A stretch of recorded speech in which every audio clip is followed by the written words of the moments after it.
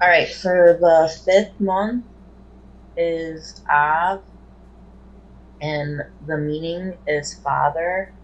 The tribe is Simeon, meaning to hear, or Shema. Did I say that right? I have no idea. The Mazel, which I think is like the Mazarov, the sign, whatever you want to say, is lion or Leo. Aryeh. I'm not sure how to pronounce that. The Medic constellation is civility and respect for others and empathy.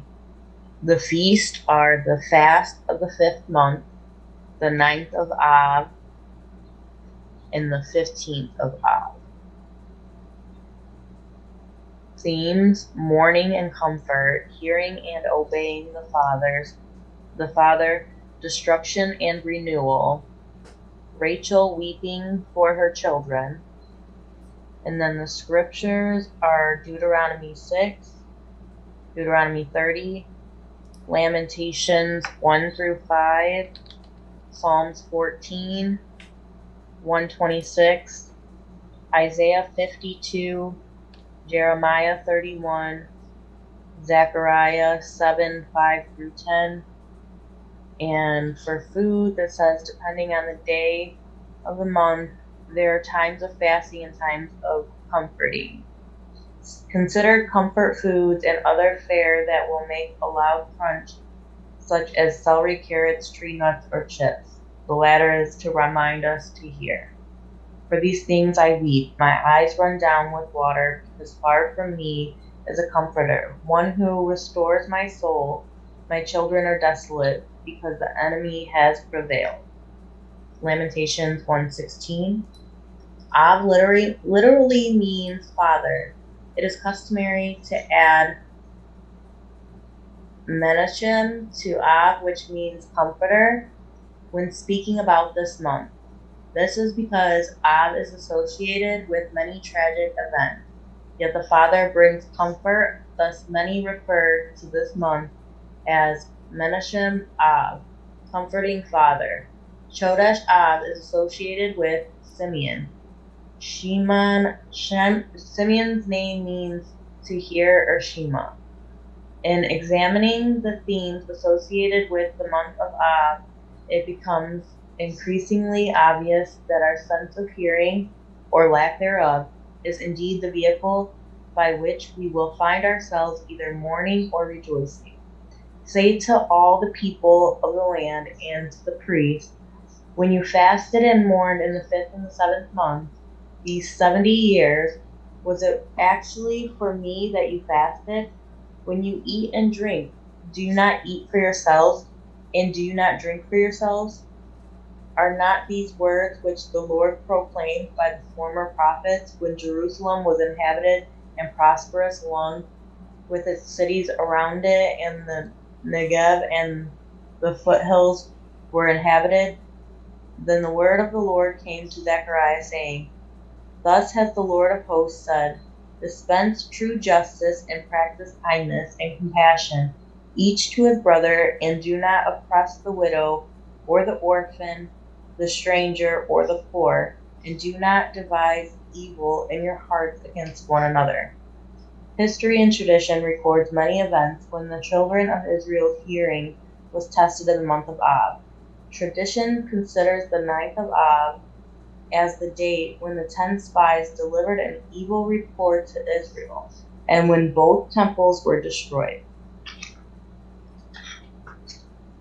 History records that on the 9th of Ab, the Jewish people were expelled from Spain. 1492. World War I broke out as Germany declared war on Russia. 1914. And the deportation began of the Jewish people from the Warsaw Ghetto to Treblinka, 1942. Aaron the high priest died on the 1st of Av, another sign of mourning. Numbers 33:38. Though the month of Ab is connected with judgment and tragedy, it is equally linked to God's mercy. And the good news is that even when we are stiff-necked or have closed ears, Yahweh still loves us. Through the focus of Tish B'Av is denying oneself in repentance. There should be a transition in the observer that moves the soul from mourning to celebration. We may grieve over past tragedies and rebellions, but our hope is always in the comforting Father. It is His divine mercies that give hope for a good fortune. This is the essence of Tish B'Av. Remember the past, but move forward with an attitude of gratitude and a burning hope for a better future. The lion or Leo reminds the saints to be overcomers. The Lion of the tribe of Judah brings the Comforter in our midst, which traditionally begins on the 15th of Av, or Tu B'Av, which many destructions and tragedies struck on Tish B'Av, the 15th. Ushers in complete reversal. Instead of ruin, the latter half of the month brings renewal. Some things that traditionally are said to occur on the 15th are the end of the 40-year trek through the wilderness, the date that Zelophehad's daughters were granted an inheritance like sons, and the Benjamites were readmitted into the community. Judges 19 through 21. The Book of Lamentations is read on Tish B'Av because it depicts the spiritual and emotional climate of the people after the kingdom of Judah is overtaken by the Babylonians. Lamentations is called Megillat Icha in Hebrew, which literally means the scroll of how Jeremiah wonders, as we often do, how such calamities can happen to God's people. After reading this mournful prose, it is left feeling empty and hopeless. Where is the Comforter? Thankfully, the prophet who wrote Lamentations also wrote the book of Jeremiah. In chapter 31, the sorrow of Megillat Icha is turned into joy with the return of Israel's Comforter. With weeping they will come, and by supplication I will lead them. I will make them walk by streams of waters on a straight path in which they will not stumble, for I am a father to Israel, and Ephraim is my firstborn. Then the virgin will rejoice in the dance, and the young men and the old together, for I will turn their mourning into joy, and will comfort them and give them joy for their sorrow. The month of Ab ebbs and flows with the themes of destruction, judgment, and renewal. Jeremiah, the weeping prophet, captures the spirit of this month like no other. Reading his inspired writings this month is a good preparation for the upcoming month of Elul. Though our Adonai is a righteous judge, he is also the Savior and restorer. As I have watched over them to pluck up, to break down, to overthrow, to destroy, and to bring disaster, so I will watch over them to build and to plant, declares the Lord. Jeremiah 31:28. Lastly, remember Rachel and her weeping for her children, also mentioned in Jeremiah 31.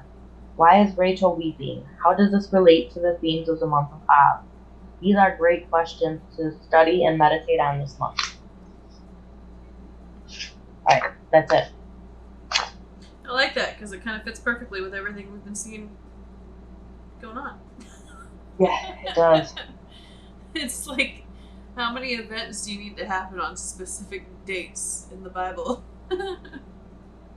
Yeah, for you to and realize that it's all literally prophetic, and you really need to understand God's timing, not your own and not man's.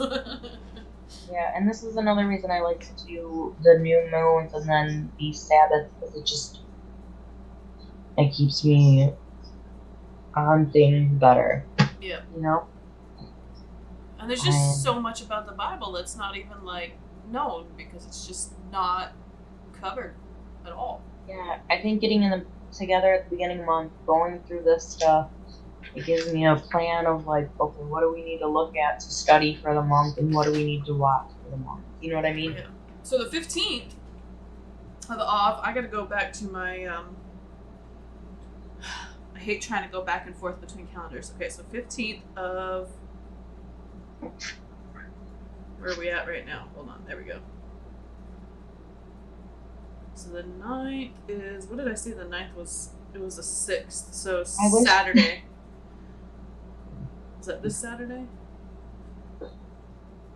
No, next Saturday, almost. And then 9th of to 15th of Av, which is a Sabbath, is the 12th of August. So it's definitely something to keep an eye out for, because I like the idea of it, talking about all like obviously our fasting for 3 weeks is going to end here soon-ish, in a week. That kind of flew by too, but so that's like the destructive aspects, and then they say the month eventually near mid-end of it starts to change, which would be great because it's been nothing but torture. The fasting's not been bad. It just seems like this, like there's evil spirit like attacking like crazy, like Satan temptation like crazy, and oh my gosh. I don't know, and even Ashira made a post talking about like having difficulty with anger too, and I'm like, dude, I've been feeling that too. There's just so much, like, I think we're all kind of like on par with the feelings going around with the times. I think that the feeling of the anger and stuff, it comes with like our unresolved issues that we're still working on that we'll expose to ourselves. You know what I mean? We still have to work through things. And then, like when they do stuff with these portals and things, it's going to affect us too. And I said that. I said we are all going to need to be on top of ourselves and let this be like a lesson to us and realize that we're not perfect and we are still all fighting demons, and we just need to be real with that and deal with it. I think the stronger we get, the harder the attacks come. And that's why it seems like it just keeps getting worse. But yep. Yeah, that's for sure. But then the peace comes when it says it comes, so I'm guessing we're going to have a decent half of the month. That's good to look forward to. I don't know, we'll see. My fasting has been difficult for me. So I've been going back and forth with different types and restricting different things and just trying to make up for it that way, because trying to diet through physical therapy and like healing and lack of protein just wasn't working out for me. So I was going back and forth. I was like, okay, I'm going to do just fruits and vegetables. And then I'm like, I cannot stay awake. I need protein. These protein drinks aren't cutting it. Like, dude, the Ezekiel bread. I don't know. It's it's not local, but like the local grocery store is not like Walmart or anything like that. We have Hannaford, and they tend to have a lot of really good options for health and for Jewish. But the Ezekiel bread, legit, it substitutes as a protein, and I have not been having any issues. I have zero cravings. It has protein in it? Well, it's not that it has meat in it. What it has is the way that it's made, because it's flourless. They don't grind down like the seeds and the nuts and like the grains and stuff like that. Well, I know it doesn't have meat in it, but yeah, protein. It's the way that they make it causes it to be like. Let me go grab the package real quick. I was using protein like supplement, like protein shake drinks and just eating different foods with proteins in it, beans and lentils and chickpeas and all this other stuff. It just wasn't, just didn't feel like I was getting it. I don't know. I'm going to read it to you because I actually think it's really cool, because it's called Ezekiel bread for a reason.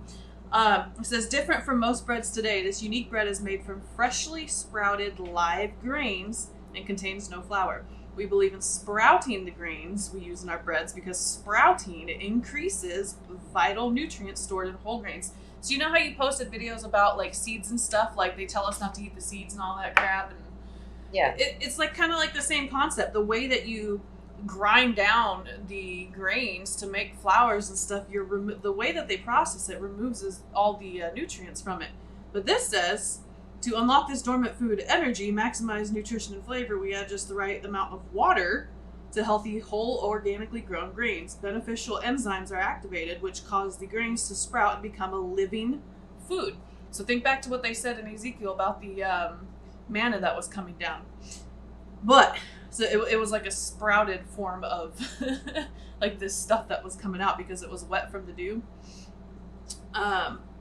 Our exclusive sprouting process not only increases vitamins but also causes a natural change that allows the protein and carbohydrates to be assimilated by the body more efficiently.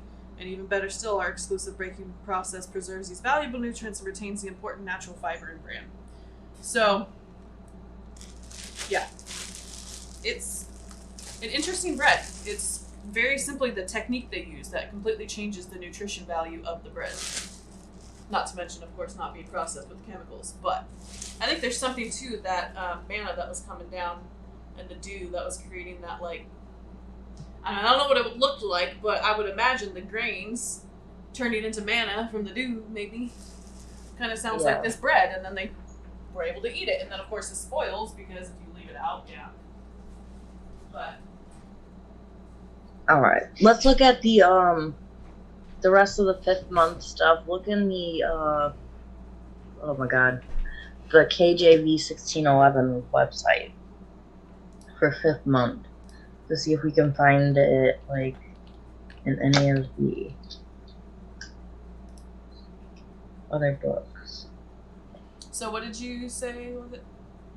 Search 5th month in the search bar. Just make sure it's under the KJV 16. It is. So just click on advanced. See, I think you have to spell 5th out for it. Okay. This is right here. See what it says for the advanced search. What can you... Alright, go back. Sorry. Yeah. I thought the advanced search might have like more options that you could put in. Yeah, it just takes you to like Google searches, which is more confusing. Look to see Apocrypha only. You see the little boxes at the top? Not much. Yeah, let me read them real quick. So Judith 2:1, and in the 18th year, the 22nd day of the first month. Wait. Yeah, that was the first. Even. No, that's not even. So 5th year, 9th month, 7th month, 5th day, and only Esdras. So this, in the 7th year of the reign of King Artaxerxes, in the 5th month, this was the king's 7th year, for they went from Babylon in the 1st day of the 1st month and came to Jerusalem according to the prosperous journey which the Lord gave them. Let's look at that whole thing. Yeah. Because who is that? Is this can't be about... That's not... No. And after these things, when Artaxerxes, the king of the Persians, reigned, came Esdras, the son of Sarias, the son of Azarias, the son of Hilkiah, the son of Salom. So Esdras went up from Babylon as a scribe, being very ready in the law of Moses that was given by the God of Israel. Which, by the way, he's the God of Israel, not the God of 2 different groups of people. Anyway, and the king did honor him. I don't know, what verse was it at? I think it was 6. It says in the 5th month right there, but it's spelled off funny again here. No, it's 1611 King James. That's normal for 1611 King James. Like up VP here, that's normal. Because it came from Greek. It's just the way, because it depends, because they're translating it from both Latin and Greek, and when you bring it over from those plus the Old English, and I'm talking way Old English, because what people think of as Old English is thou this, that, or thou that, and all that stuff. It gets worse the older you get. So this is actually normal. This is not spelled incorrectly. This is Old English. Super Old English. Yeah, and then the Greek too, because there's no J's. Yep. And, that whole, So, for Esdras had a very great skill, so that he omitted nothing of the law and commandments of the Lord, but taught all Israel the ordinances and judgments. Now, the copy of the commission, which was written from Artaxerxes the king and came to Esdras the priest and reader of the law of the Lord, is this that followeth. I'm just trying to understand why they talked about the 5th month.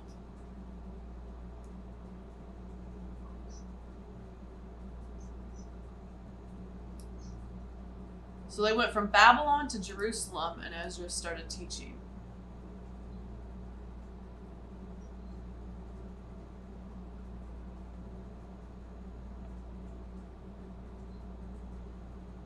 Go to the chapter before, so we could get like a little bit of context. You know? Oh wait, does it have context there? Here we go. 12. It almost sounds like it's about to become another Joshua story. Yeah. Well, did very carefully observe the holy works, assisting the ancients of the Jews and the governors of the temple, and so the holy works. This is like the same Babylonian king that Esther was married to, or is it another one? That can't be the same one, right? That's different time periods. Like, I don't know the timeline that great from back then. Let's see if I can spell his name. Artaxerxes? And I'm...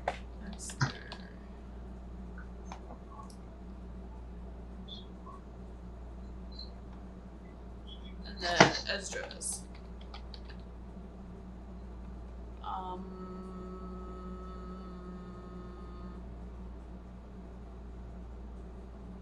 Ezra, which is just a different spelling of Esdras.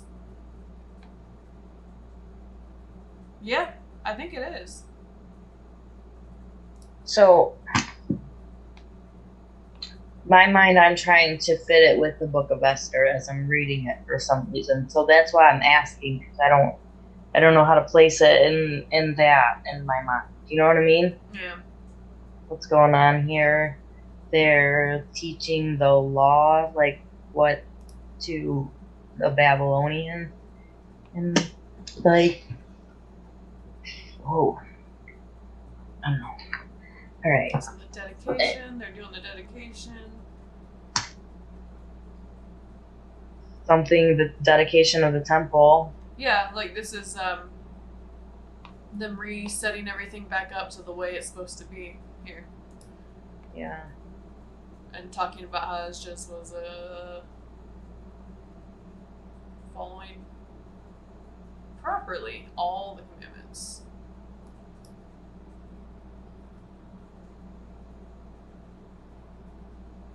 Trying to get the moral of the story here.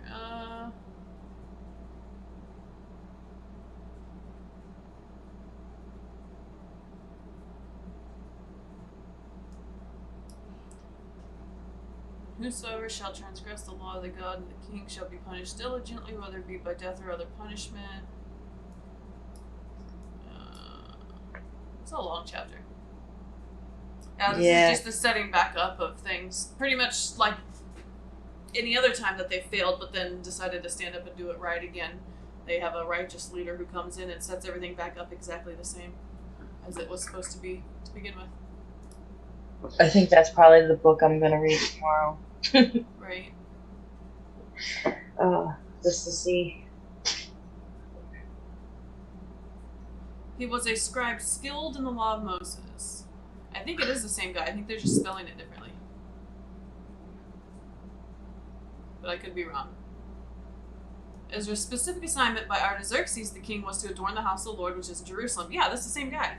Because that's what Artaxerxes just said in Esdras. That's him setting up Ezra as the... It's got to be the same.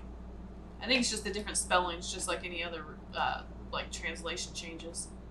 Yeah, I mean, and then I'm wondering, like, is there like a 1 and 2, and is there multiple ones because of like father, son, you know? Yeah, I don't know.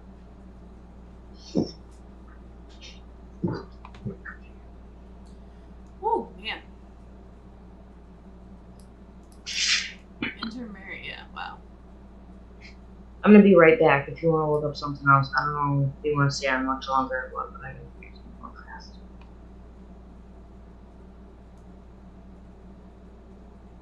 So the rebuilding of the temple there in Nehemiah, Ezra, and then the rededication of a temple here, which would be a rebuilding. So yeah.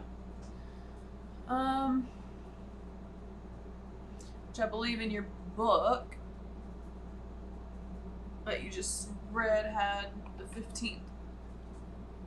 I don't know if that was the 15th when it started rebuilding. I have to double check when she comes back, but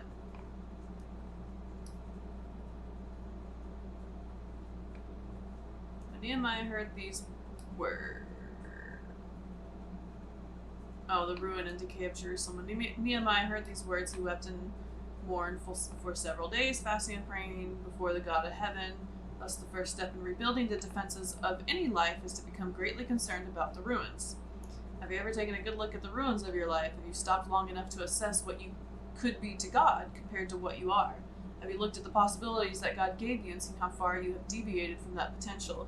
If you have, then like Nehemiah, you have received word in some form or other of the desolation and ruin that is present. We got a lot of that. Well, we all got that around 2019. We got word of the desolation and ruin present in the temple of Yahuah, which is us. If you will begin to be concerned and weep over those ruins, you will have begun the process of rebuilding. That is interesting. I like that. This mourning is immediately followed by confession.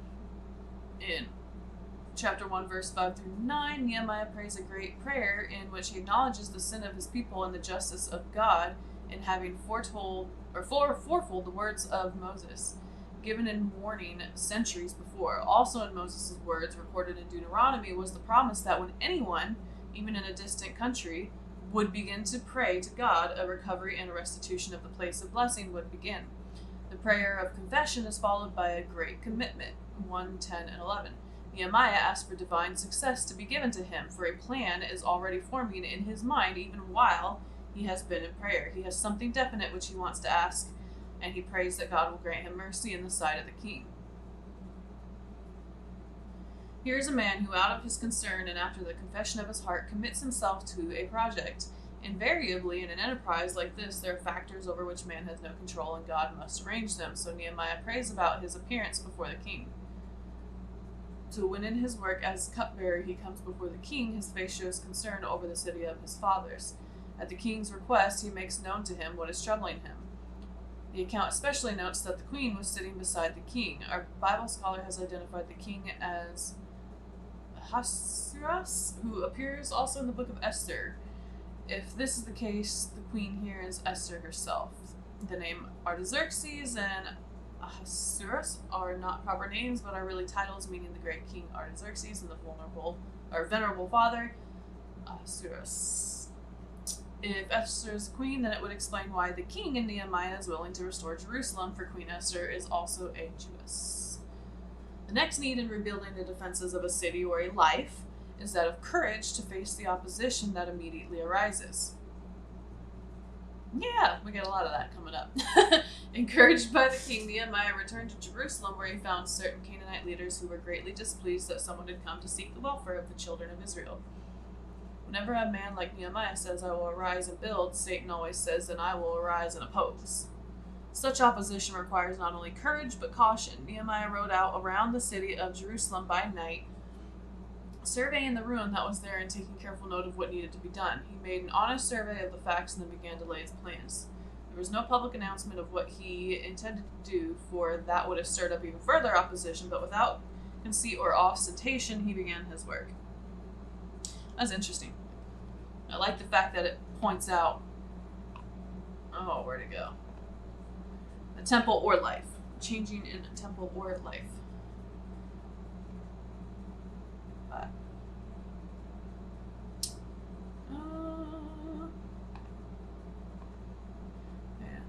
If the walls of your life are broken down, your defenses have crumbled so that the enemy is getting at you on every hand and you easily fall prey to temptation, it would be well to pay special heed to the principles of reconstruction set forth in chapter 3 of this book. We learn, first of all, that the people were willing to work. Second, that they became personally involved and began right where they were, and each began to work on the part of the wall that was nearest to his house, and so called forth the deepest of personal involvement on his part. So it starts in your own house. You gotta have courage. What is it? Courage. Oh. So they were willing to work, began where they were, and in their own homes.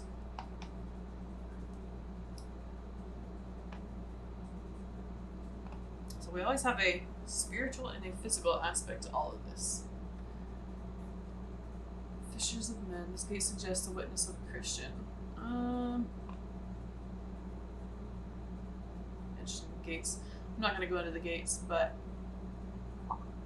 I mean, that all kind of goes along with month 5.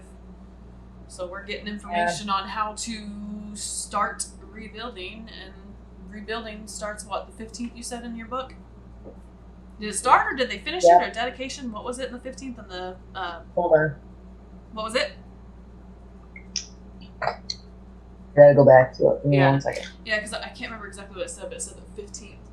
Like, joy started coming up, but what else happened? I don't know if they dedicated it or what, but essentially that process starts again. So it all kind of lines up here, even with the book of Nehemiah, and even this one. I don't know if you were there when I read it, but this one even connected Nehemiah to Artaxerxes and Esther. So it says, while many destructions and tragedies struck on that day, ushers in a complete reversal. Instead of ruin, the latter half of the month brings renewal. Some things that traditionally are said to occur on the 15th are the end of the 4-year trek through the wilderness, the date that Zelophehad's daughters were granted an inheritance like sons, and the Benjamites were readmitted into the community. Judges 19 through 21. The Book of Lamentation. Hold on. Sorry. I don't know if this is about the 15th. I'll take some pictures of this tomorrow so that you can maybe edit it and throw it on the screen where we read it. Okay. And maybe we can just have that to where we can look back at it and go over it again later in the month if we need to as we're studying, you know what I mean? Yeah. And then I'll type out the scriptures and stuff for this month too. That way maybe we can add that part to the screen. Yeah. You know what I mean? Yeah. And then maybe we can cut those couple little parts out for a smaller clip. Yeah, can do. That's what I was thinking anyway, because I'm like, I have a completely irrelevant verse on the screen the entire time you're reading it. Right. So, we could just fix that a little bit. I don't know. And then... Bless it. Sorry. You're good. But yeah, I think that's it. We should probably do some of the readings at some point throughout the month that it says to read and just record them. Yes, we should keep each other accountable for our Sabbath and do that on the Sabbath. Yeah. Split it up between the 4 and read those. Yeah. And I don't know how I want to go about the finishing up the feast stuff, how we had initially planned. Kind of think we should just let it roll with how we're doing the months, and it will just do it on its own. I think I'm having a hard time with it because they're yet to be fulfilled. You know what I mean? Yeah. So it's we can guess, but I don't know that I want to do that. You know what I mean? Yeah. And we spoke on what we think about it here and there throughout other videos. So I don't know how I want to approach it, and maybe we'll go over the month stuff and then just do some things that are related to it from the books that kind of show some things about Yeshua through it, through the feast. The fall feast, but I'm struggling with that just because, like I said, it's a lot of speculation and how do I want to approach it. Yeah. So I think I'm good for tonight. Do you have anything else you want to look at before we go? No, I think that's it. And what's the new moon? Is it really? It's tomorrow, right? It should be. Because I seen like my 15th of the month, not my mid month, whatever, mid Sabbath lined up perfectly with the moon, so I think we're right on track. So it probably will be tomorrow.